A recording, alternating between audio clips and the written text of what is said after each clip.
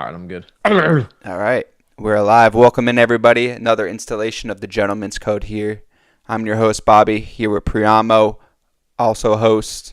So, we're going to get into the episode this week. Hope you guys are having a good week, hustling hard.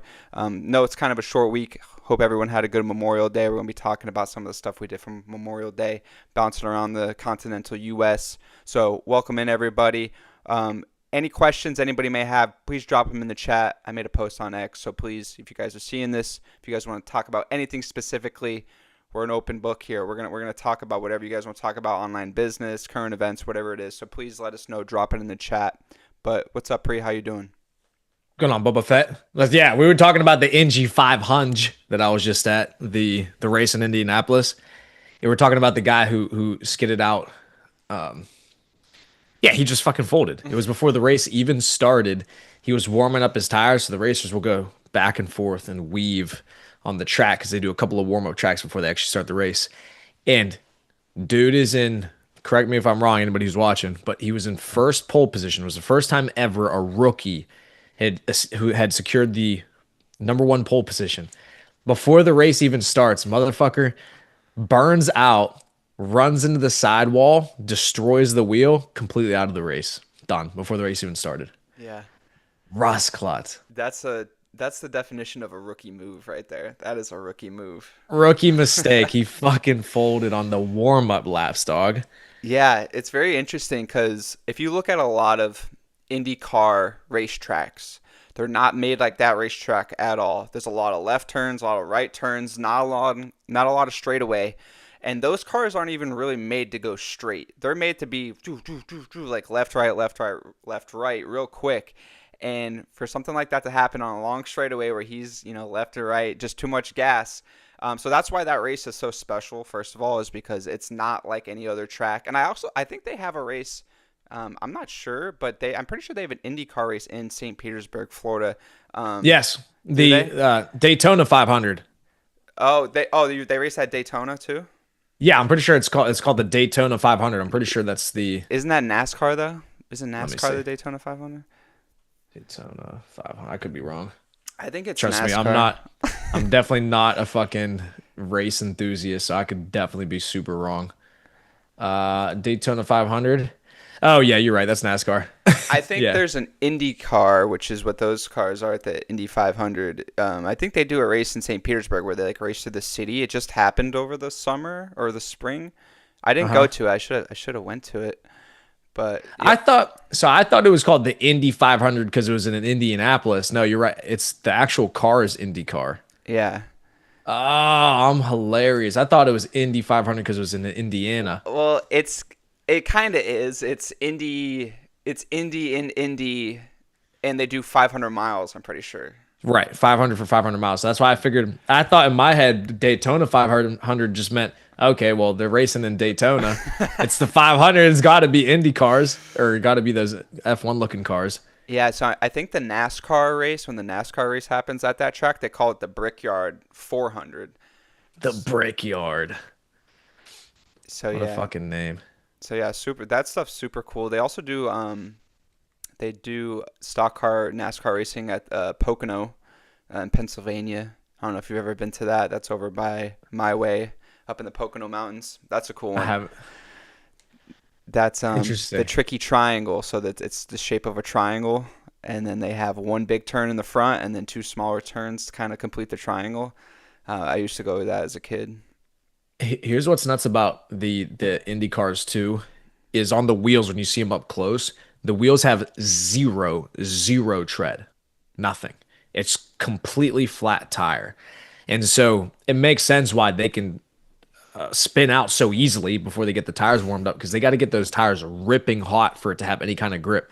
But that was one thing that just shocked me whenever I saw it up close, the car, just how the wheels had just literally no tread. There is no tread there. It's just completely flat. Just It's rubber. weird. It's just rubber. Yeah. And and so it makes sense because then the wings on the car create all that down pressure, that downforce to actually stick it to the track. How important that is, that downward force from the wings of the car and the aerodynamics, because otherwise, if it didn't have so much down pressure, then those cars would go fucking flying, which obviously happened to this guy before he warmed up his tires. He just gone, nothing. So, what car manufacturers make those cars? Because F1 is like Mercedes, Ferrari, NASCAR is Yeah, Chevy, Ford. Like, what kind of cars were those? McLaren was there, so McLaren had a McLaren has car. them. Um, that's a good question. I'm assuming it's more of the F1 type cars, Brands, so yeah. Mercedes, Ferrari, McLaren, etc. I know for a fact McLaren was there because they had a big McLaren shop, and the one driver was for McLaren. So let's see what car brands make the Indy 500 cars? Because that is a good question. So the Indy 500 uses cars built by one chassis manufacturer and two engine manufacturers. Chevrolet and Honda are the engine providers. Hmm. All the cars use the same Dallara DW12 chassis. So chassis is from Dallara, engines are Chevy and Honda. Mm, Tires are Firestone. Interesting. classic. Yeah, I think that's the main. Because I was trying to think of the main difference between IndyCar racing and then F1 racing. And F1 racing, they literally let the teams kind of just go wild. So they let Right. Ferrari, Mercedes, like they let them customize it and crazy. So what it sounds like IndyCar is they just have a couple manufacturers, they slap a bunch of cars together, and then they're all pretty competitive in that nature. Right. Interesting. So, which is owned by. Interesting. Yeah, I'm just looking at it right now. Yeah, because I know, like you said in F1, correct, they have all those different car manufacturers and they actually create their own vehicles, Hmm. which is why all that technology that they have in F1 is what eventually trickles down into the supercars that individual citizens can buy Yeah. as street cars. So all that technology from Ferrari, Lamborghini, Mercedes, etc., that they put into their high performance vehicles is shit they develop for F1, right? Yeah. So what was the other thing I was going to say with the guy who crashed? Oh yeah, so he was a rookie. He crashed. The tires were fucking flat. Um, there were also other crashes at the beginning of the race. So the beginning of the race, they said they had the most caution flags within the first 5 laps that they've ever had before. So people were fucking ripping and rocking. It was also raining and sprinkling before, Yeah. so they had to postpone the race and then dry it. They had vehicles that would come out and actually suction the water off of the track. So the track was super slippery. Guys were fucking flying into the walls and shit. It was nuts. It Those was nuts. those trucks, they literally sound like they have like an airplane engine on them, don't they? Like they just like blowing or sucking the air out so fast. It's like an airplane whistle. The other sick part about the race too was the introduction, the opening ceremony. So when they did the national anthem, they had a couple of different Mm, people sing. They had the flyover, so they had the stealth bombers and the fighter jets fly over, which was sick as fuck. And then nobody knew this part was coming out. I believe this was new. I took the video and I posted it on Instagram. The cars on the first two warm up laps, when they're all in formation, just fucking going, they sent the fucking Apaches. The choppers were fucking flying right over top of the cars on the track, super low. super low, like right above the fucking Indy cars on the track and going around with the cars for 2 laps. Two fucking Apaches. It was sick. It was sick as That's fuck. crazy. I did see that video. I was like, damn, those pilots are pretty much on the track, just whipping around like that. Bro, one gust of wind, they're bang, they're ripping into the Indy cars. Yeah. It was nuts. Yeah. Um, yeah, go ahead. So I was gonna say, we were talking. You mentioned the Daytona 500. There's a couple differences in like a race like that, like the Indy 500. Obviously, different cars, like NASCAR stock cars. They're a little different in terms of the body of them. But once you get into those larger tracks, so you think of like a Daytona, a Talladega, they they race differently as because they race in packs. So I don't know. You probably noticed like the Indy cars once they got going, they started separating, and they were like maybe half a second behind the next car or whatever it is. And then in NASCAR, when you get to those super speedways, they all race in packs. So they'll race right next to each other, right in front, and behind each other, and they draft off each other around the whole track. So they stay in one big pack. So that's why a lot of people like those Daytona races, because it's like it's all action. Like anybody could win at any point in time because you could just go past like 3 or 4 cars on the outside and then you're in first place. And then like with Indy cars and Indy 500 tracks like that, Brickyard 400, it's just more like vroom, vroom, vroom. You're all like kind of racing for time and positioning. So that's like a main difference, and that's why I've been to the Daytona 500 once with my grandfather, and that's like kind of stuff he talks about is the different type of racing when guys are racing real close together, drafting from each other. It's Hmm. really exciting. Yeah.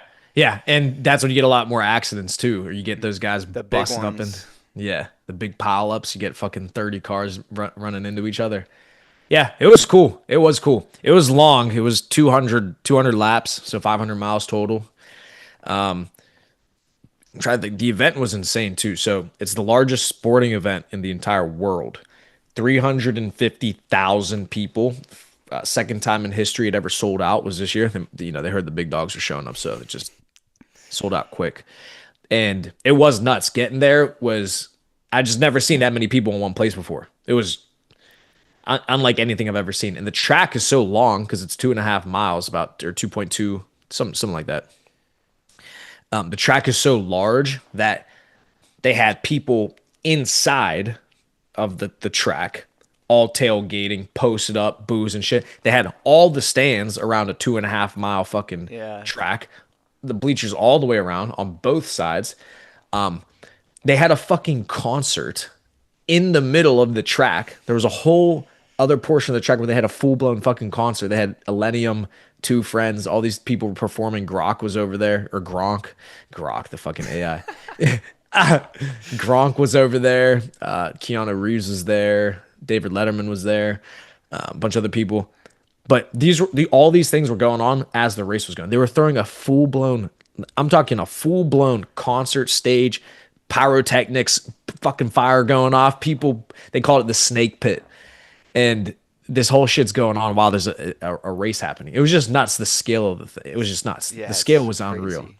Yeah, and you're right because if you think of like a normal football game, like the most packed football game you could think of, college football, 100,000 people there. That's still not even a third of the amount of people that could go to this race because you're right. The track is so big and they have so many grandstands, and if they sell enough tickets, they're gonna get almost a 500,000 people there.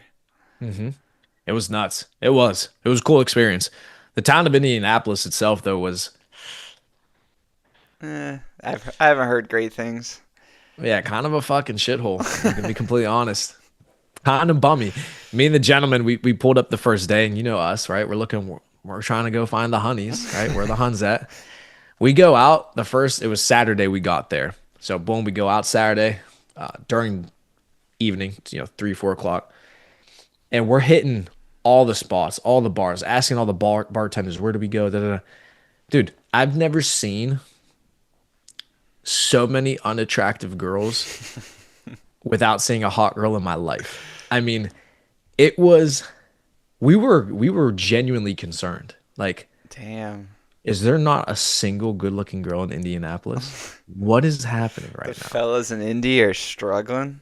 Struggling. We were famished. We were impoverished. There was not a hun in sight. And so we kept asking the bartenders. It got to the point where instead of asking for good bars to go to, because we kept asking, like, what's a good bar? What's a good bar? Eventually we just started saying to the bartenders, which was hilarious because it would be a chick, be like, where are the girls at? Like, literally, we said, where do we find the girls? Where are they?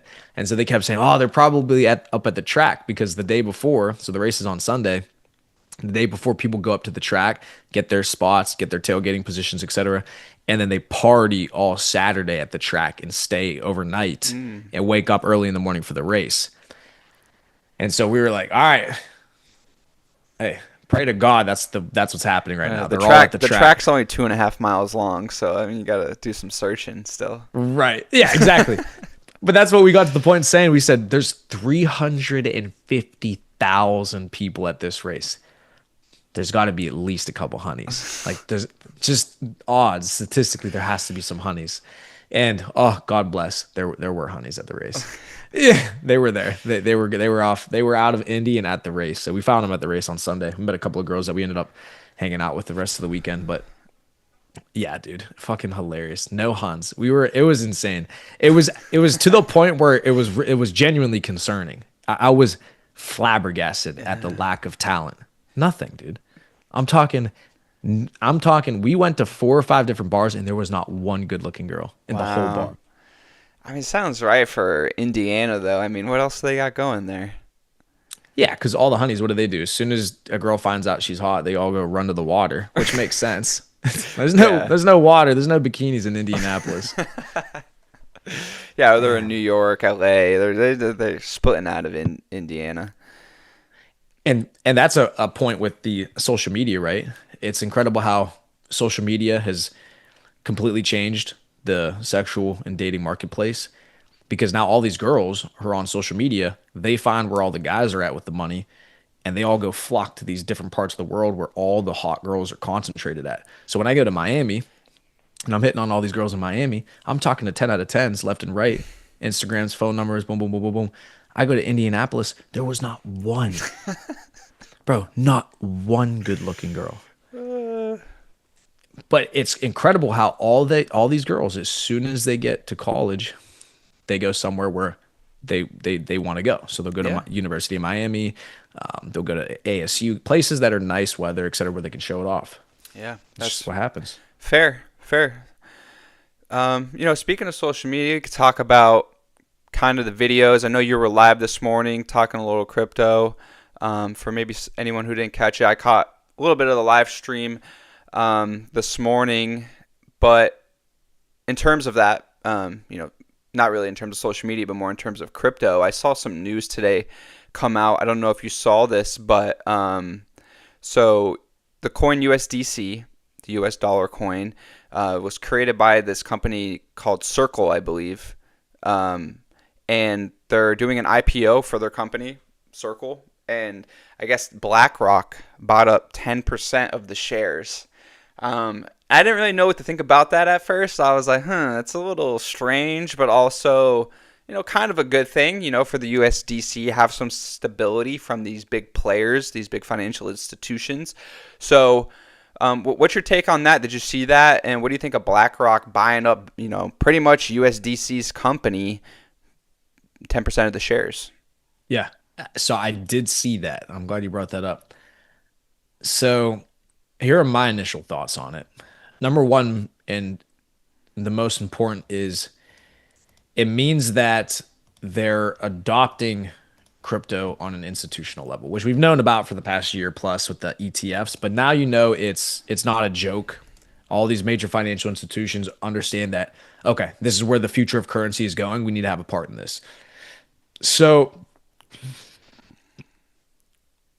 for price go up or for number go up strategy where you just hold a bunch of crypto and number goes up and you make money, it's bullish, right? Because if institutions are getting behind all these things, then obviously the institutions are going to make sure that not only do the assets survive, but they thrive and they go up in price. Okay, right? That's the first thing. So bullish for number go up. Not good is that the whole idea, the whole concept of crypto is to be decentralized finance, decentralized currency where a government doesn't own it or control it, companies can't own it or control it, etc. That was the whole idea behind Bitcoin and cryptocurrency. That is going further and further away, which is sad. But unfortunately, everybody's degenerate and doesn't really care as long as their coins go up. Right? That's the Yeah. problem. Is like the people in crypto just don't care as long as they're getting rich. And so what you see happening is it's cryptocurrency is becoming less and less decentralized now that they know they can't actually govern it or outlaw it entirely. So what they're doing is they're just adopting it at a fast speed and starting to control it. So that's Yeah. what BlackRock's looking to do is they want to control it then. If they can't stop it, they're going to control it. Yeah, and I think it's critical for USDC specifically because that's the gateway to get onto, if you want to buy some Bitcoin, you want to buy some Ethereum, like you're going to have to put your actual USD into something, whether that's USDC, USD Tether. You're going to have to, that's like the main gateway. As soon as you get into crypto, you're going to have to be exposed to one or of those couple that they have. So USDC is critical in that aspect, that it's the bridge, it's the gateway to how you get from US dollar to crypto investing. So I mean, super good investment for BlackRock, but like you're saying, yeah, the decentralized aspect. But it's kind of, it's kind of a double-edged sword. Like you're saying, it's good. Like, for coin to go up, like it's good that for this adoption, for more people being exposed to it, more institutions getting involved. But yeah, we're losing that aspect of, okay, it's like BlackRock can't come in and buy all this. Oh wait, they just did. And then the U.S. government and MicroStrategy buying up billions and billions of Bitcoin every single day and every single year.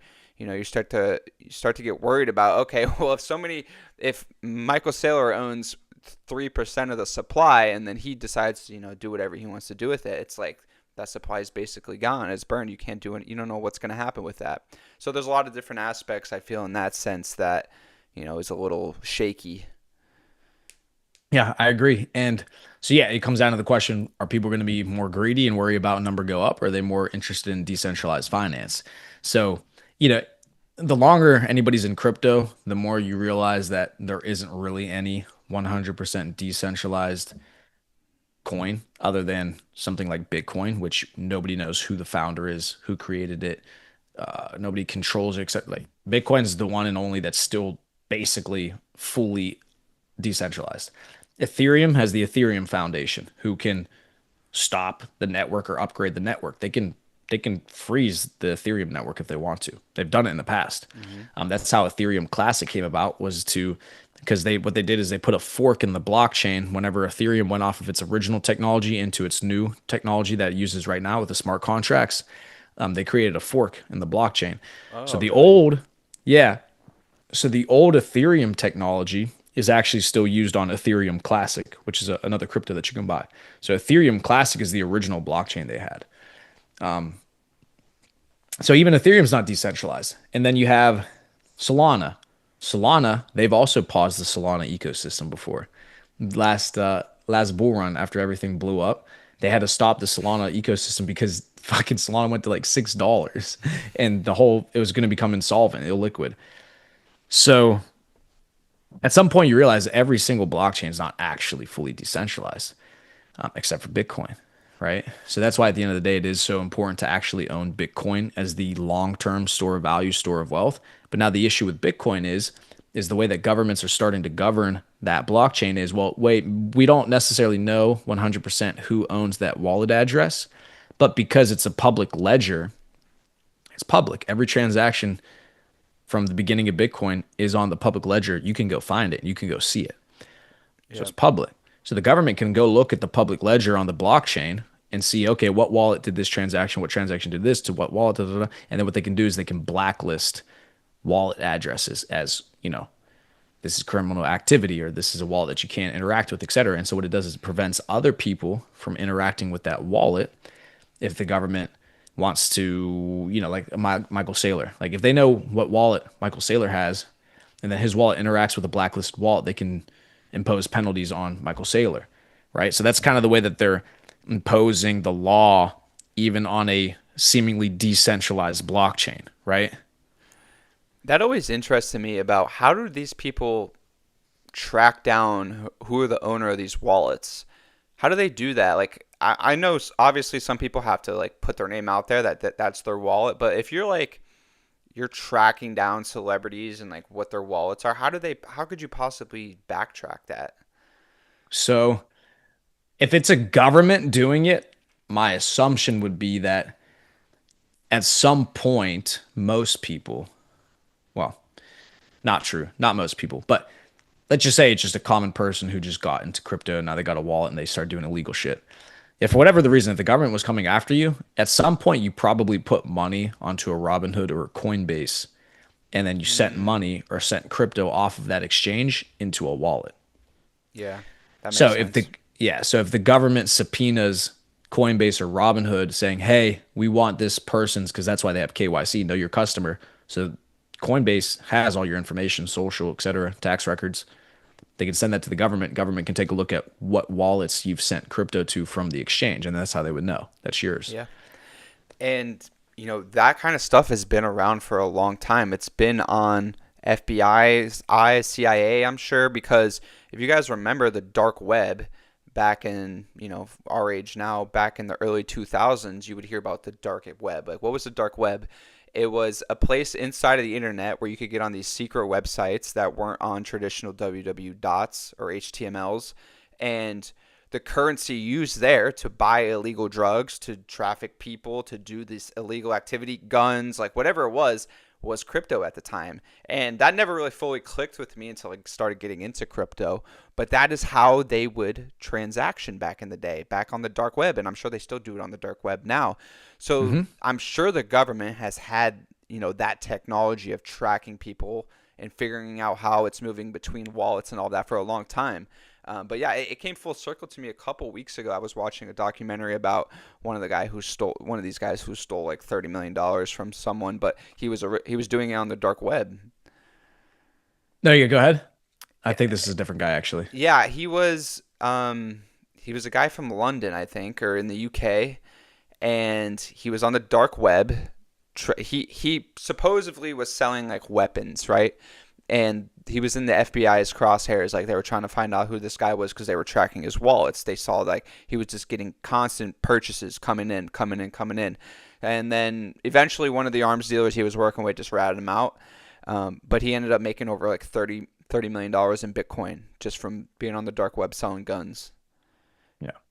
So yeah, and that is right with the dark web. That's where crypto originated, the use case for it.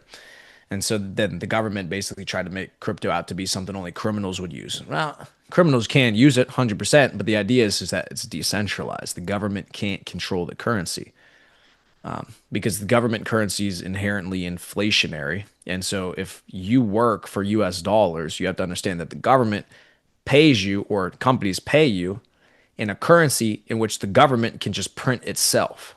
So you get no control over the depreciation of the own currency that you use. The government does. That's not a good idea. And then the government can control whether or not they allow you to use that currency, issue the currency, who they issue it to, who they sell it to. You're fucked. You have no control. So Bitcoin, the idea was, okay, we have only 21 million Bitcoin that will ever be mined ever. Fixed supply. Well, guess what? Fixed supply means that there's a guarantee of no inflation. If you have a fixed supply, you can never inflate the currency. It can only appreciate because it becomes more scarce over time as more people buy it. Yeah. So it's inherently non-inflationary. And then over time, supply will get burnt naturally. So eventually get to the point where even less than 21 million Bitcoin are available because there's going to be wallets that people lost with Oh, there's Bitcoin in already it. probably way less now. Absolutely. You can burn supply. Michael Saylor could take all the Bitcoin he has right now, fucking whatever wallet or ledger he has that Bitcoin on, he could just fucking put it inside of a bomb, blow it up, and that Bitcoin's gone forever. Like it's just like it's you can so it's non-inflationary, and then also that it's anonymous. Well, technically anonymous, Hmm. but then they have ways to get around that. But that's why I love crypto. Crypto is it's sick. I Yeah, love I it. mean, we've been talking about it so in depth for a year now, and when we first start, I mean, we've learned so much. Think about it in this past year when we had. I remember the first conversation we had about it. I was in the car talking to you. I was like, "Yeah, you investing in this and that?" You're like, "Yeah, let's get into it." And we got into it so deep. And for anyone watching this that maybe thinks, this is like our strategy is buy and hold. Like, there's so much more to it, and what we do on the day to day is not just buy and hold. It is to a certain extent, but there's so many moves inside of the moves. A lot of people will Right. look at a 3 month time frame and say, "Oh, Bitcoin went up 20%." Okay, well, other assets also probably went up 50% in the same time frame, but it went up 20% in a week, down 20%, up 25, down 18. So there's so many mini moves inside of these big swings and these big trends, right? These bull runs, right? Where you can make so much money if you just know what to look for. And I believe that volatility is a good thing. Volatility is the price going up and price going down mixed with volume, how many people are buying into it. Those should be your key indicators. Like just look at the percentage. How much is it moving? Like how much potential do I have to make? And we talk about this all the time inside of the community, inside the Taylor's Code. If you guys want this in-depth analysis, you guys should definitely join us and come work with us every single day on this. But traditional investments, like we're saying Bitcoin, is the store of value because it doesn't move as much. You're not going to make, thousands of thousands of dollars, depending on how much you have. If you just park it in there and watch it grow, that's not the asset for that. So, Priamo goes live. He was live this morning talking about the assets that he sees and what he believes are the best moves to make for those assets. Hmm. And and so talking about the keeping things private, right? So we were saying how Bitcoin now they have ways of actually, because it's a public ledger, they can track the transactions even though the wallet addresses are technically anonymous. So a new crypto that is out there that we haven't really talked about before is Monero. So have you heard of Monero? No. Oh, perfect. So this would be good to talk about. Monero is a newer crypto, not within the last year or two. It's from last cycle, but it's gotten more and more popular over time. Monero basically took the same exact Bitcoin ideology and blockchain technology, so proof of work, but then made it private.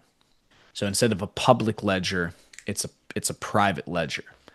So I'll actually give you a quick description from Grok just to make it pretty obvious. So Monero is a privacy-focused cryptocurrency designed to provide secure, anonymous, and untraceable transactions. So secure, anonymous, which Bitcoin is also secure and technically anonymous, but untraceable transactions is the big difference. That's So on big. Bitcoin, yeah, you can trace every transaction. It's on the blockchain, public ledger. For Monero, it's untraceable. You can't actually see any of the transactions taking place. So unlike Bitcoin, which has a transparent blockchain, Monero uses advanced cryptographic techniques to obscure transaction details, including sender identities, recipient addresses, and transaction amounts. So perfect. So now not only can you not see who the sender is or the recipient, but you can't even see how much Monero is getting sent back and forth. Oh. So key features and mechanisms, just real quick. So privacy by default, Monero transactions are confidential and untraceable by default, unlike Bitcoin, where privacy is optional. It uses multiple cryptographic techniques to achieve this, ensuring that no one can link transactions to real world identities or see the amounts transferred without access to private keys. Beautiful. So the idea is, but without getting too complicated for the viewers, is now guys are using this to make transactions. But guess what? They're starting to ban in countries across the world. Monero.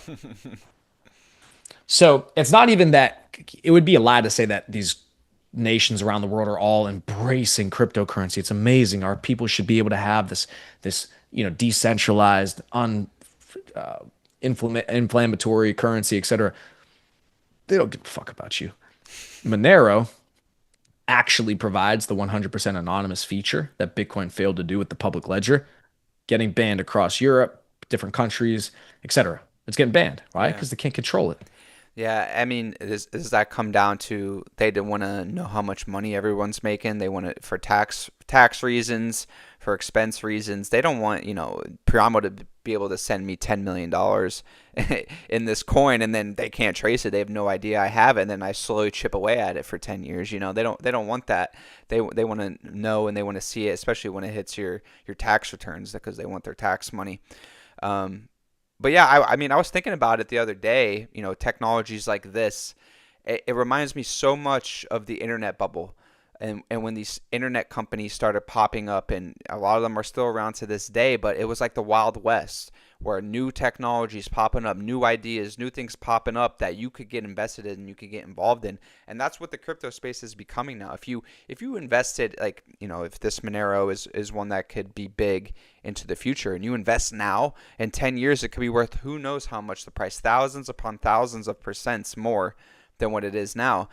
I mean, if we can even pull it up, like, how much has it already grown? I'm sure it's a ridiculous amount since it came out. So that is the real exciting part for me about what this is all about, is that Mm-hmm. it's a new technology. We don't know what it's going to look like in 20 years, 30 years. It could be totally different. And I think it's going to have to go through a different phase, because right now there's just too many. And I think this technology will work best when everybody's kind of using the same thing almost. Not everyone using Bitcoin, not everybody using Ethereum per se, but there has to be some sort of shift if we're going to go from traditional currency to cryptocurrency that makes it universal for everyone to use, which we can now technically, but I just don't think everybody, like if we're going to send like Brett back and forth to everyone, it's like it doesn't really make sense, or even going from Ethereum to Pepe, like, there's just too many layers and kind of too much complex stuff. So I think for it to really take the next step, it's going to have to become more like of a centralized network in some way. Yeah, so it would basically just be a um, a treasury backed stablecoin would be the easiest thing. Yeah, that's true. Yeah, it would just be that. So instead of the U.S. government issuing um, paper USD, they would just issue a stablecoin. That's it. Problem solved. Which I'm surprised they Um, haven't already. they just approved it. They just approved it in Congress, I believe. Hold on, let me pull it up. So this is huge because this did not make as many waves as it should have. So let me look this up. So did we'll go over this. Did the U.S. approve a stable coin, or at least legislation to allow them to do it? Hmm. So the United States has not yet fully approved a comprehensive stablecoin framework as of May, but significant legislation progress has been made. The Genius Act, yeah, this is what they just passed. So the Genius Act, guiding and establishing national innovation for U.S. Stablecoins Act, which aims to establish a federal regulatory framework for stablecoin issuers, has advanced through key stages in Congress. Here's a summary based on recent developments. Senate progress, yeah, it was on May 19th. That's the one that happened recently. Okay, so all stablecoin issuers. So not just it's not saying just like the U.S. government, it's saying anybody who issues a stablecoin. Yes. Yes. So the U.S. Senate voted 66 to 32 to advance the Genius Act, overcoming a procedural blockade and defeating a filibuster. This bipartisan vote, supported by 16 Democrats, marks a major step toward establishing federal rules for stablecoins, which are cryptocurrencies pegged to assets like the U.S. dollar to maintain stable value. Interesting. Okay, so that's not the U.S. themselves actually issuing it. So I take that back. That's just them saying that stablecoin issuers are going to have a good regulatory framework. Yeah. I mean, which comes back full circle to this BlackRock thing that I mentioned in the beginning, that this company Circle, who is the creator of USDC, this coin, which is, I guess, who that legislation would be aimed at, would be at coins like USDC, USDT, to make sure that they have the regulation and the laws in place for when people use their US dollar to get USDC, USDT, that they have a good framework of laws and things built out. So I guess BlackRock saw that law pass and they're like, all right, here's our investment into that. So yeah, I think it's key for the future of the crypto community. You need to have those strong stable coins tied to the US dollar in some way, or people are just going to be able to manipulate the markets. And so here's what's interesting about these stable coins too, because originally they were obviously attacked, seen as a threat. The government's always going to see as anything new and innovative as a threat to the current status quo. And so what was happening with USDT primarily, whenever it was starting to get big, was okay, hold on a second. Is this going to incentivize people to hold these stable coins as opposed to the actual US dollar itself, which would be inherently bad for the U.S. government because it would be the currency would obviously become useless over time, which in turn would also affect the value of the stable coins, which is not good. But that was their mindset. It's like, okay, are people going to move their U.S. dollars into these stable coins as opposed to holding, for example, treasury bonds, right? And the reason now it seems like the government's okay with these stable coins being around is, do you know how these stable coins maintain their value, what the companies do? Are they backed by the same amount like in the beginning?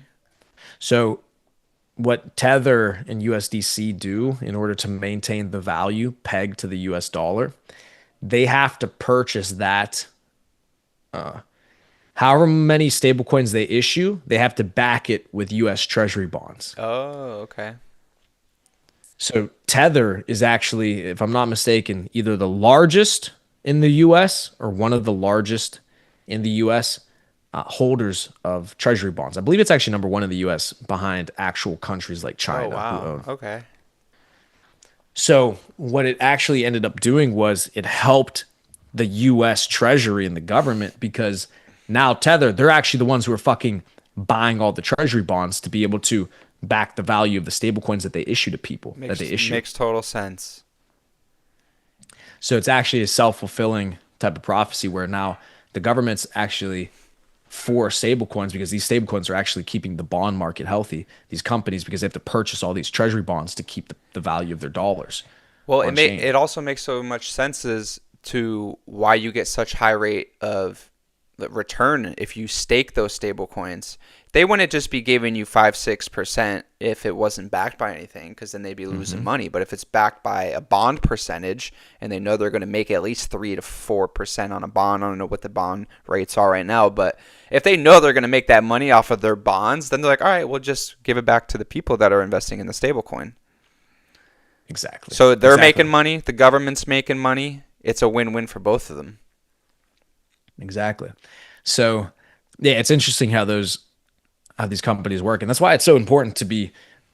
I mean, just think about the conversation you, me are having. 99.9% of people across the globe wouldn't have be able to have this type of conversation, No. right? It's why it's so important to be educated on what the breaking new technologies are. This is why I love what you do with AI so much, is because you're actually understanding and learning how to use AI for all these different use applications. You understand how to use it for e-commerce. You understand how to run businesses, etc. That's huge because so many people are just not using AI at all. So many people are just not using cryptocurrency at all. This is where the world is going. This is the equivalent of saying in the 90s and early 2000s that everybody's starting to use the internet. Not everybody, no. Very few people are starting to use the internet. And then you coming in saying, you know what, the internet's stupid. Cell phones are stupid. I They're got not my going to be. newspaper. Yeah. Bomba clot. I don't need a cell phone. I don't need the internet. This is stupid. I'll use my book. I'll use my encyclopedia. Brother, I respect the discipline or the idea of sticking to your guns in the way that you do things. But guess what? That's not how business works. That's not how the world works. That's the reality of it. So if you want to stay on the cutting edge and actually be able to make ridiculous amounts of money and exploit the system in ways where you're going to be able to extract large amounts of value and make a shit ton of money, you're going to have to do what most people aren't doing. And that's be in crypto, use AI, understand where these industries are moving to so that you can position yourself underneath the waterfall before the waterfall actually starts pouring. You see what I'm saying? Like you got to stand beneath the flow of money before that money starts to flow. If you wait till that money's already flowing there and there's a bunch of people standing there already, you're missing out. There's less opportunity. There's less money to be made. So you got to go to where the money's going to flow. And you see it now more and more with these institutions. The money's flown into crypto. More money's flown into crypto. It's all starting to move to crypto. I Yeah, mean, we've been talking about this since college, since you and me were in college I know. together. I know. If if you think about it, 20 years down the line, your kid asks you, "Dad, why didn't you invest in crypto back in 2024?" It'd be like, I don't know, son. I didn't believe in it." Your kid's gonna think you're an idiot because Look at you. Yeah. in 20 years down the line, everybody's gonna be part of this, and it's just the early adopters will win. And like you're saying with AI, one of the craziest things about AI, and when we went to college, I went for accounting and finance, and I always wanted to go for computer programming, right? I was always interested with building applications, building websites, just like I do now. But the thing with AI is you could literally build a whole software just off of one prompt. There's this application I've been using, Windsurf. It will build you any application, any website, anything coding, JavaScript, C++, HTML. It will code anything you want just by you prompting it. It's like, I want a website with blue headings and this on the left, and I want this application, API plugin ChatGPT, API plugin Google Maps, and it will build it for you. I've built in this new application. It's called Mind Map. Breaking news, everyone. All right, I'm breaking the news now. I've been building this application called Mind Map, and what it is, it's a place where you could take notes, write your task in, but it has an API plugin with ChatGPT that it will organize it for you. So when you take notes, and sometimes you get like 3-4 pages away from your old notes and you just kind of forget about it. This application is to combine things that are similar together and let AI kind of figure it out. And it's a mind map, so it's going to take your notes in, it's going to organize them, and then I built in a structure, so it's going to tell you what you have to work on next based on your notes. And I built this in like 3 days using AI in Windsurf. It coded the whole thing. It's insane. It's crazy. That's sick. That's fucking sick. That shit gets me fired up because I had no idea that's even a thing. That's what I'm saying. It's I didn't even know that.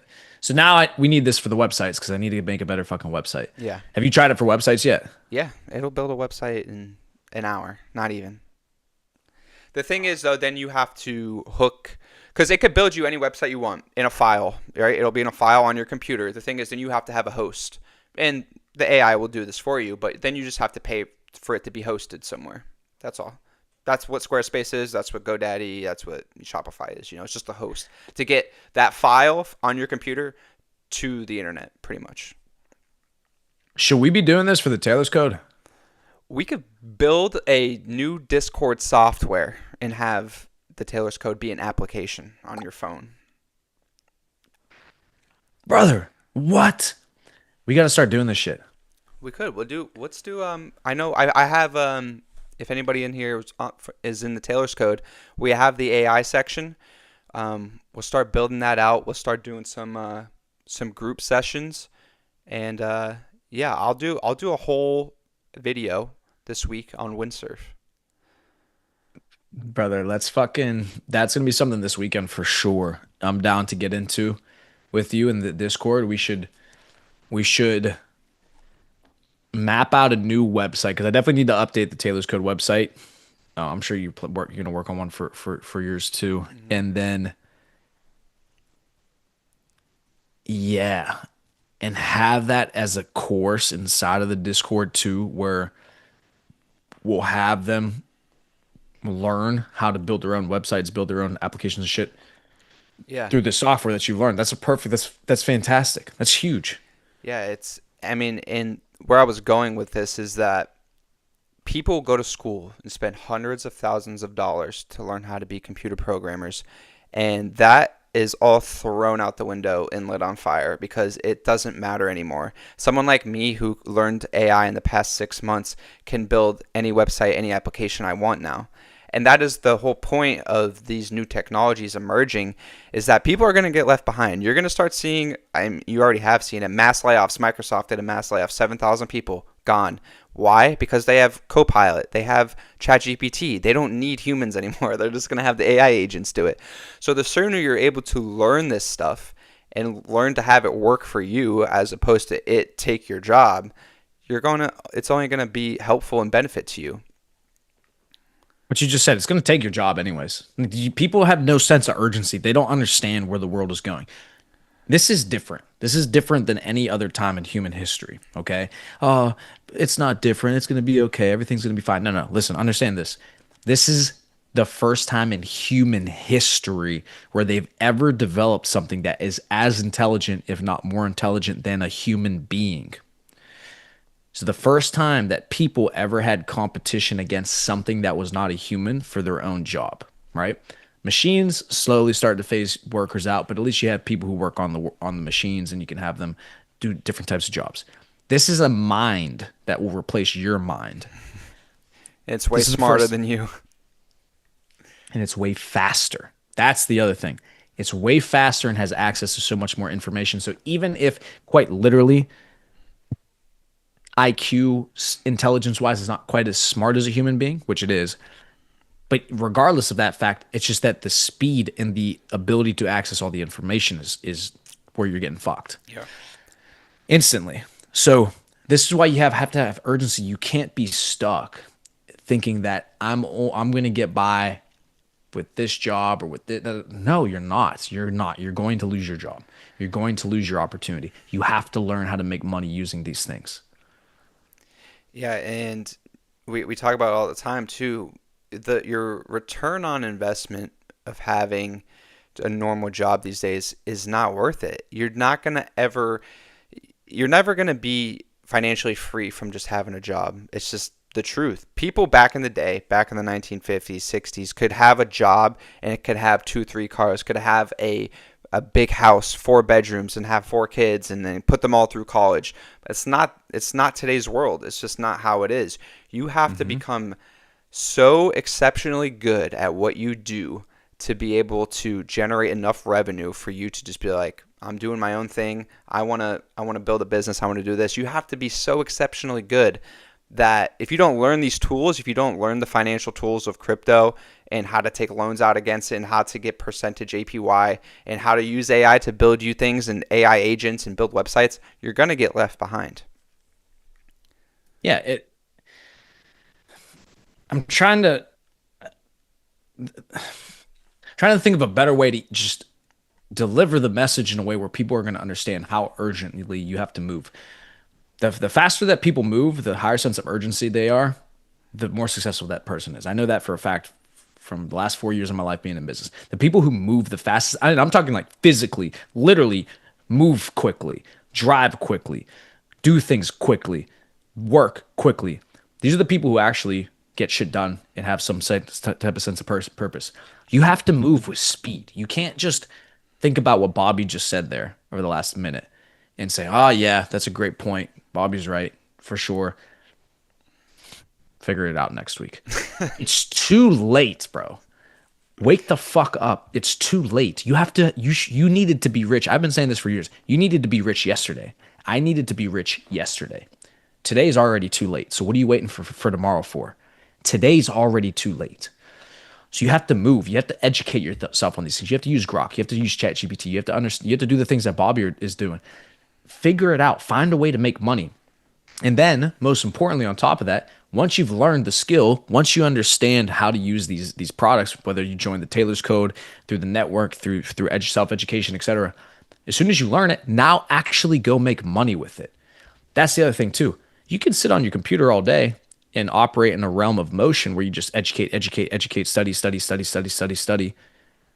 But if you never actually apply any kind of action behind it or do something to actually make the money, you're still losing. Yeah. Okay. So educate, yes. Learn it, yes. But then go make money with it. You're never going to be able to change your situation unless you start making the money. That's why you need to know these things. It's about making money at the end of the day. And the crazy part is, like Priamo's right on 100%. You should absolutely apply the knowledge that you're educating and investing into. But the thing is, in today's world, you could go online, teach yourself for 6 solid months. You want to be the top AI guy. You want to know every software. You want to know everything. And then you make a YouTube channel where you educate other people on how to build AI and how to do this and how to do that. And then YouTube starts paying you, and then your viewers start paying you. And it's just a never-ending cycle of revenue streams. I think so many good things can come for people putting themselves out there and telling other people what they know. You know, you've seen success with it, and lots of other people have done things. Think about what's his name? That one kid, Marquise Brown, is it? He's the tech kid. He always he reviews the new iPhones and stuff. His I don't first know who that is. He's a black guy, Marquise.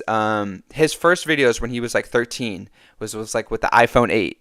And he just stuck with it, doing videos all the time. Now he has millions of followers. He gets every brand new electronic that comes out. The company send it to him to review, and he's worth probably like multi-millions of dollars just because he was reviewing iPhones and reviewing tablets.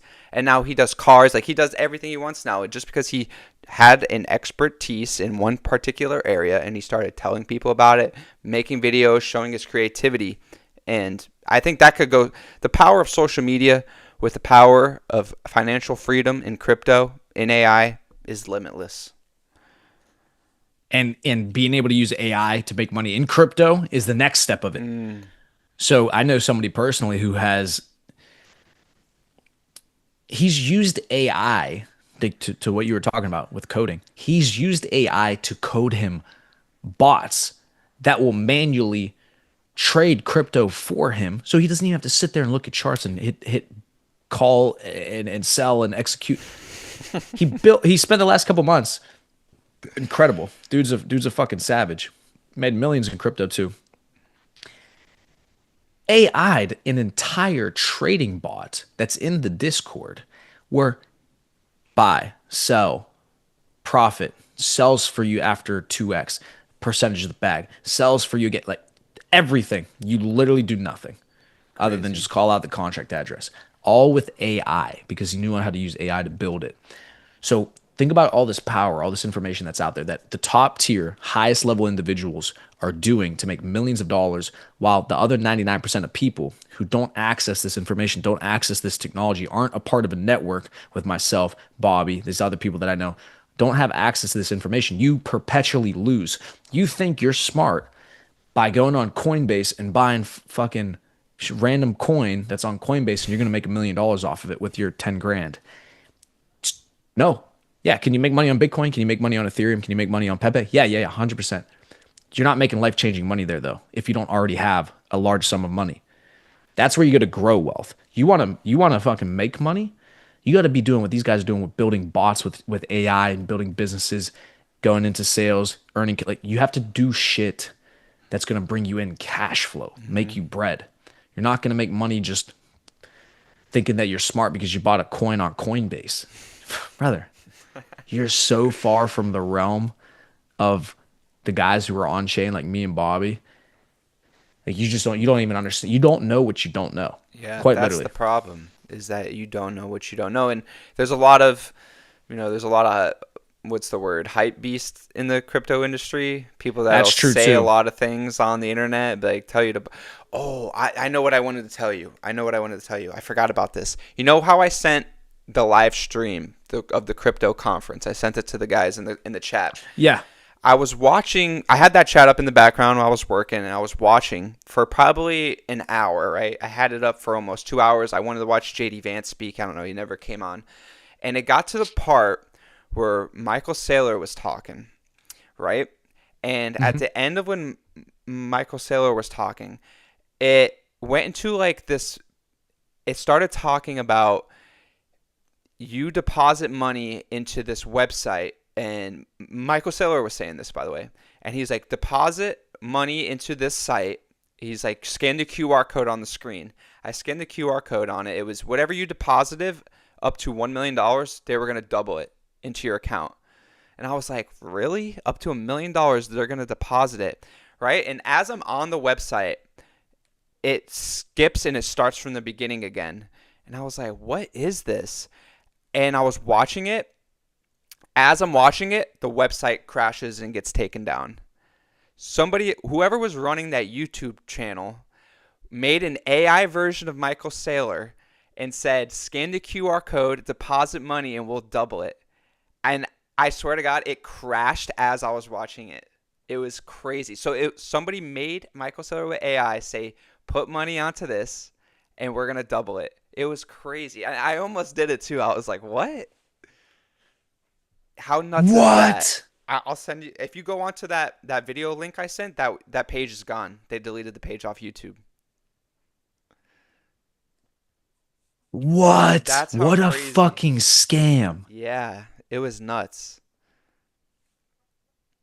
That's genius. Genius. Genius. I bet you it got lots of people. Oh yeah. There was like 3,000 people watching the stream while I was watching it. Genius. And it was so legit. The website was so good. It looked like the Bitcoin conference. It had JD Vance. It had Saylor. It had the Winklevoss twins. It was like double your money now. It looked so legit. And then I saw it skip, and it started from the beginning again. Like it was on repeat. And Michael Saylor started saying the same stuff. And I'm like, why is this going back over this? And then it crashed. It was crazy. The one you sent yesterday at 12:17 in the crypto chat, Yeah. the Bitcoin conference 2025 live stream. I'm clicking on it, see if it's still there. 100 Bitcoin magazine, 159,000. Is it this one? Yeah, whichever one I sent in the chat. It's still up, the video. Let me see. Let me see. Hold on. Wow. Starting stream soon. Bitcoin 2025. View the full agenda with the QR code. Let's see. So where was the part with Michael Saylor at the end? You know what? This might have been the legit one, because this is the Bitcoin magazine. Yeah. Oh, look at that. Yeah, this one looks. Well, I wouldn't know the difference because it sounded like it was fucking good. The Yeah, because fake. this isn't the one that Michael Saylor was speaking at. I wanted to see him speak, and I think I clicked on a different video. Yeah, What a this is fucking the legit scam, one. though. But yeah, that it was in like the it must have been like on the side where you could see like related videos, and it said like it was like he was speaking, so I clicked on it and was watching it. Almost got me for probably a couple $100, but I didn't. I was like, I know better than to do that, but Wow. crazy. And those crypto scams work because I see them on Twitter all the time, different websites, on our YouTube channel, we get them all the time. People fall for the dumbest shit, Hmm. just the dumbest shit, airdrops, etc. Which again, to a degree I understand because for complete newbies, I get it because they don't really know what an airdrop is or they don't really Yep. understand what the significance of getting up giving up their seed phrases, etc. But something like that, what you just said, that is such a fantastic scam that absolutely people would fucking fall for that. Yeah, it was nuts. I want to see if I still have the page open in my Safari. Wow. You ever hear of the, have you ever read 48 Laws of Power? No, I have not, but I've seen it. It's definitely on my want to read list. So 48 Laws of Power is, well, everybody talks about it. It's a fantastic book, right? But what I really enjoy about the book, outside of the laws that they teach you, is the historical significance they attach to each law and the people that exhibited these laws. And there's this famous French con man. They talk about a couple different con men throughout the book. This famous French con man that basically set up some of the most fantastic cons of all time. I'm going to look up his name, but there was a French con man that sold the Eiffel Tower multiple times to different businessmen. He sold it to them, which obviously he couldn't, right? But he conned businessmen into buying the Eiffel Tower from him more than one time. The greatest con man to ever live. His name was, let's look it up real quick because I have to fucking, I can't remember the name. So, who was the French? So you're saying the Eiffel Tower is standing there in Paris, and he's going to rich business guys. You want to buy it, and then Yep. they buy it for money, and then he's like, "See ya." See ya. I'm telling you, it is genius. This guy. This is what it was. This Victor Lustwig. Yep. So he wasn't French. Excuse me. He was Austro-Hungarian. So, but he sold the Eiffel Tower. So here it is right here. So the notorious con artist who famously sold the Eiffel Tower twice, he sold it, was Victor Lustig. So they talk about Victor Lustig in the book a couple times. So known as one of history's most audacious swindlers, Lustwig pulled off the scam in Paris in 1925. So here's a brief overview of the scam, just because it's just genius, and so people understand how you got to think in business. Not saying that you should scam people, but you have to be creative. And you have to understand how people think, and also understand how people think so that you don't get scammed yourself. Yeah, that's a big one. So if the scam was Lustwig posed as a high-ranking French government official, often claiming to be the deputy director general of the Ministry of Posts and Telegraphs. So bullshit position. He used forged government stationery and credentials to enhance credibility. So he invited prominent scrap metal dealers to a secretive meeting at the luxurious Hotel de Crillon, emphasizing confidentiality to avoid public outcry. He claimed the government planned to demolish the Eiffel Tower and sell its 7,300 tons of iron scrap. So he convinced these guys that they were going to scrap the Eiffel Tower and he was going to sell it to these fucking scrappers. And so, but the psychology and the way that he influenced these guys was what was so incredible, and that's how he was able to sell it. And so that's what they talk about in the 48 Laws of Power, how this con artist was so good at influencing people that's how he was able to pull off these Yep. scams. So it's that influence that's important. It's that power. Power is influence. Influence is power. So I definitely recommend that read. It's a fantastic book.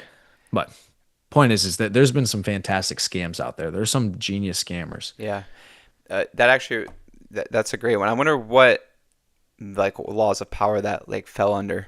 But that what you were saying reminded me of something that I saw of perception perceptions versus what is it? Perceptions versus I'm gonna look it up right now. I'm gonna put what law of power was characterized. by Victor Lustig when selling the Eiffel Tower. Okay, let's do this real quick. Who emailed me? Let's see what's going on here. Okay. So Victor Lustig's audacious, it was Law 32, play to people's fantasies. Ooh. So how Lustig applied it. Fantasy of opportunity. Lustig targeted scrap metal dealers, particularly Andre Poisson, who were ambitious but insecure. Dreaming of elevating their status in Parisian business circles, he presented the Eiffel Tower sale as a once in a lifetime chance to secure a massive government contract for 7,300 tons of iron, appealing to their greed and desire for prestige.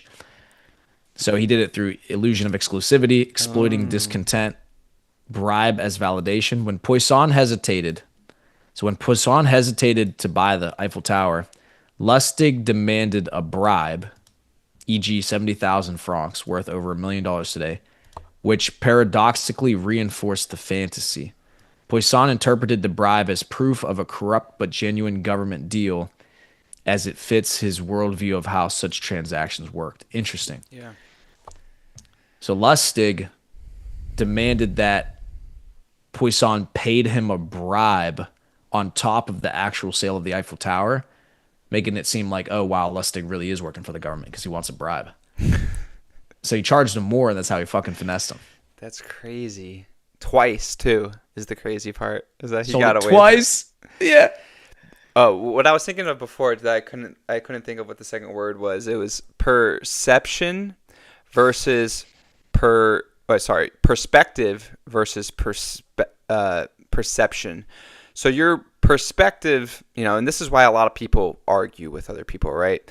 You have your perception of how the world. That's how you see reality. It's your perception, and maybe this goes a lot in politics. People have their perception of how they think the government should go. It could be for anything, right? It's just how you perceive the world. It's your reality. But there is perception in how other people, your perspective is only good for you. Your other people, even you, Priamo, like we have a lot of similarities, but you don't see life how I see it in my perspective.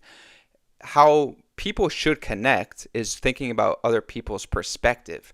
So that's thinking about how everyone else thinks about it, not just yourself. One, I think that solves a lot of arguments, but I think it goes back to, one what you're saying with this guy. He probably got the perspective of other people. He was like, well, what does this guy want in life? And how can I sell it to him through this Eiffel Tower scheme, right? So that he's taking on the perspective of them and thinking, what do they want? And like you said, it was, what was it?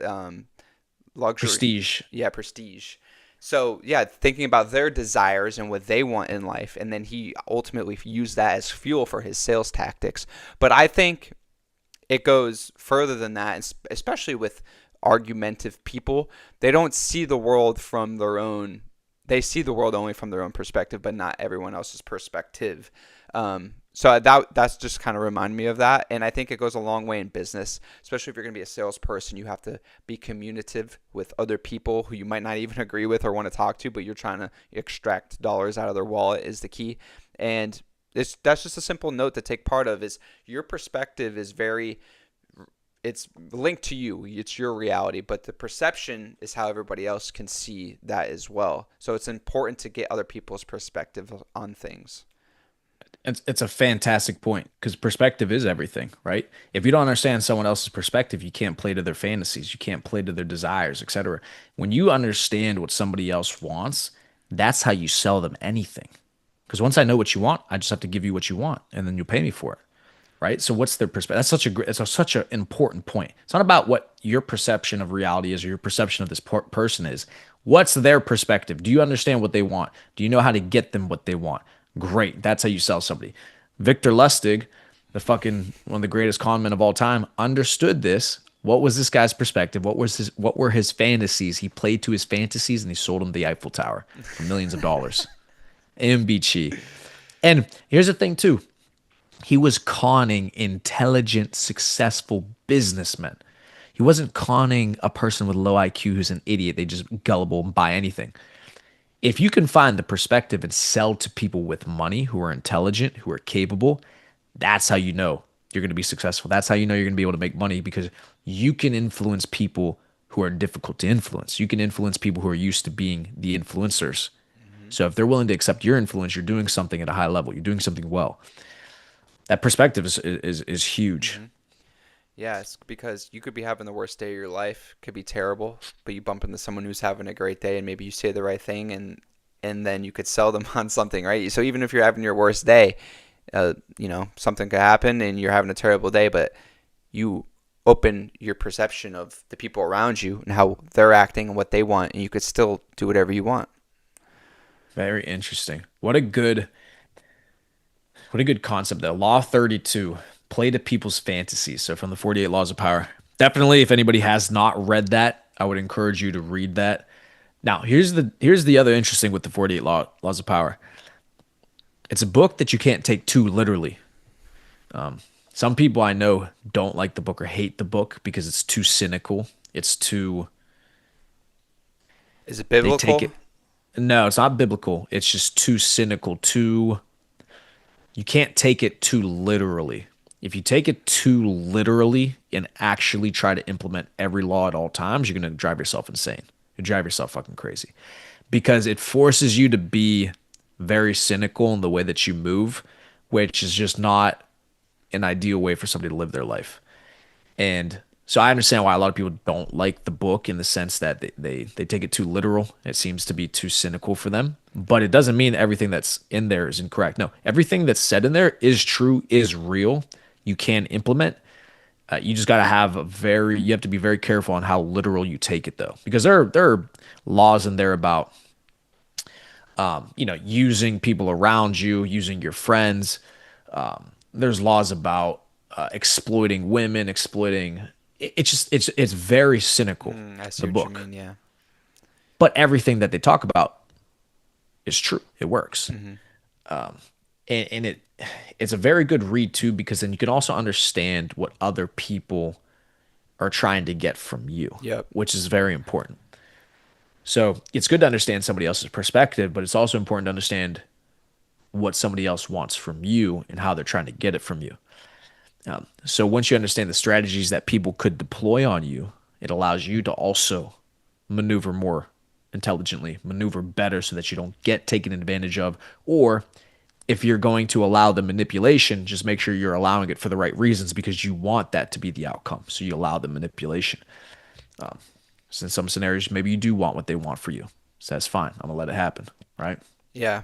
I mean, yeah, it comes back to the crypto stuff. It's like if you're a beginner just getting in, and when I was a beginner getting into it a couple years ago, if you start joining up in these anonymous groups with these people who are posting a bunch of meme coins and they're like, here, new airdrop for this coin and get involved and send me your wallet address and, or, they want you to send them any type of crypto, just get away from those people immediately because they're just trying, for the most part, trying to rip you off. And you have to understand like where they're coming from. If you're a newbie and you're asking a lot of questions in this, Telegram about a crypto coin that you just invested in, they're probably going to try to take advantage of you and trying to get whatever money you got left in that wallet out of you. So that's one of the main things, especially like what we're talking about in the crypto world.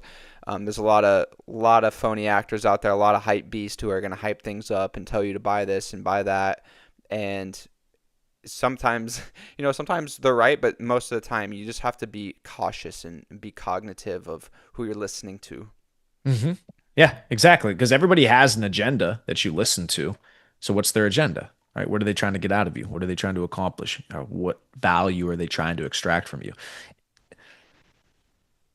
Manipulation is happening at all times. You just have to understand whether or not it's good for you or not. Everybody's manipulating each other at all times. Yeah. Okay. That's just the reality of it. So just identify that. Don't be naive to it. And then understand what is this person trying to accomplish? Is it good for me? Is it bad for me with this manipulation? Right. So I pulled up the 48 Laws of Power just to give you a few that just give you an idea what the book's about for the listeners. So the first law, and this one is one of the ones that I master. So Make those above you feel superior. Avoid threatening their ego to maintain favor. Okay. I this one was one I knew intuitively without actually reading the book. So, for example, when I first came into the insurance industry, I worked with the first brokerage. I understood who the leaders were. I understood who the owners were. I didn't fucking push back on anything. Whatever I was told to do, I did it 100%. Zero pushback, zero questions asked. I just fucking did it. Guess what that did for me? Number one, it worked because they knew better than me. So why wouldn't I listen to them? And two, they loved me for that because I was no headache at all to them.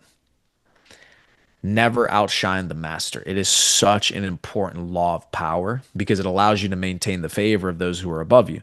If people are above you and they have power over your position, power over your salary, power over your income, power over your mentorship, why would you want to outshine that person? It will never help you. Play to their ego, gain favor with them. Naturally, they'll pull you up because they like you. Naturally, they'll give you more because they like you. And then when the time is right, then you can do what you need to do. Once you have enough leverage, enough power to either overthrow that individual, go start something your own business, etc. But in the meantime, you never outshine your master. There's no reason for it. Yeah, I would say probably the main reason most people do that is because of their own egos. So they think they're better than them. They think they are the star of the show. You see it. You see a lot of. You see that with a lot of guys. A lot of guys, they might be good at what they do, but they got a big ego and they got a big yapper on them. Want to be talking, and then eventually the guy above them will either cut them off or kick them to the curb, and then they got to restart. It happens all the time. And the worst part about it is 9 times out of 10, the person that's trying to outshine the master doesn't know what the fuck they're talking about, anyways. So they're not even doing it in the fact that they are right and they know better. No, I promise you, most of the time, you don't know better. That's why this person's leading you. This is why this person has power over you for the meantime. So there's no sense in pushing back or outshining the master. That's a great That law. was a good one. The second one is never put too much trust in friends. Learn how to use enemies. So this is one of those ones where it becomes more cynical. Some people don't like that some of these more cynical laws because they're basically just saying, well, I mean, that's the law. Never put too much trust in friends. Learn how to use your enemies, right? That's why they say keep your friends close, keep your enemies closer. If you're able to manipulate your enemies, you're going to gain a lot more value out of that as opposed to your friends. And so it says friends can betray you due to envy. Enemies, if won over, may be more loyal as they have something to prove. Very good point, right? So saying if you can win over an enemy of yours, naturally, because they don't have that personal relationship with you, they're going to be more likely to just do things just to impress Yeah. you, do things to gain favor with you, because they don't feel like they're owed anything, right? It's a good point because think about like who are our enemies in today's day and age. Maybe some other guys who are in the entrepreneurship niche, who start communities and they build businesses, right? Yeah, there are enemies in terms of business, right? We want people to come join our community and join us in our what we're building and what we're doing. So maybe we could call them enemies per se, right? But if we get so close to that other guy and learn from him, steal some of his tactics, learn how he's getting people in, and keep him close, not only to learn from him, but eventually maybe, hey, you're bringing in all these people, you're doing great, come work with us, and then you win them over. I think that's what that's trying to say and what you were trying to say there, kind of down Exactly. those lines. Exactly. There's more value to attracting a previous competitor, somebody you don't have a previous personal relationship with, because they're going to feel more inclined to actually work and get shit done, right? Mm-hmm. So that's the second one. I'll give it just a couple more and then we'll wrap this up. So that's the second one. Third one is conceal your intentions. Keep your plans secret to avoid resistance or sabotage from others. Number four, always say less than necessary. Silence creates mystery and reduces the risk of revealing weaknesses. I love that It's one. a I don't like great talking a law. lot. Great law. So you women, make sure you pay attention to that one. Number five, so much depends on reputation. Guard it with your life. Your reputation shapes how others treat you. Protect and cultivate it carefully. Here's a little side point on this. Lustig used forged credentials to build a reputable persona as a government official. Great law. So, number five, so much depends on reputation. Guard it with your life. So, there's the first five laws, the 48 laws of power for you. Wow. Good stuff there. Yeah, it's a fantastic book. Very long, but worth it. It's a good book. So yeah, I think that's a good spot to wrap it up this week. Covered everything we could this week. If you guys you're still watching, tuned in with us, I got double digit viewers on my end, so appreciate everyone tapping in, checking out the fellas tonight. Um, we're gonna be live. Priamo will be live tomorrow, Thursday. Maybe since you did your live stream this morning as well tomorrow. I'll be live again tomorrow because I didn't get to do Tuesday. Okay. Yeah. So live tomorrow for the crypto for the crypto analysis with Priamo. I'll be live on Sunday. I think I'm going to do something AI related. I'm going to get some resources together for the community as well. So if anyone watching from the community definitely want to shed some more light on some AI stuff while keeping up with investments in crypto and such. So that's all I got for today. Any closing words, Pri? That sounds good to me, player. Let's fucking rock it. And then this weekend too, I'm sure we'll talk about in the Discord the AI shit, doing some website stuff. Except yeah, we gotta get this shit cracking. So we'll get that put together. Start using AI to build applications and websites. That's gonna be Mm-hmm. sick. Yeah. Beauty. All right, gentlemen. Do a little Mr. Producer. Hold up. What are